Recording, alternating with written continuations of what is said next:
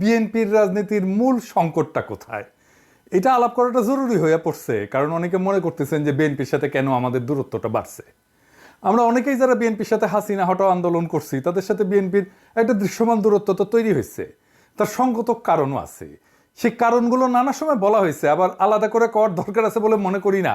কিন্তু বিএনপির সাথে এই সংকটটা কি হঠাৎ করে তৈরি হয়েছে? না, এই সংকট অনেক আগে থেকেই ছিল। সেজন্য হাসিনা হটানোর লড়াইয়ে সে নেতৃত্ব দিতে পারে নাই।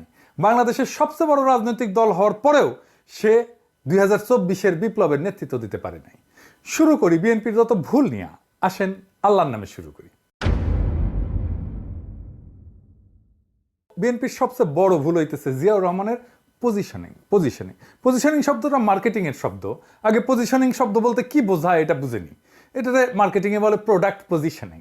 এটা হলো মার্কেটিং এর একটা কৌশল, যার মাধ্যমে একটা পণ্যকে গ্রাহকদের মনে একটা নির্দিষ্ট এবং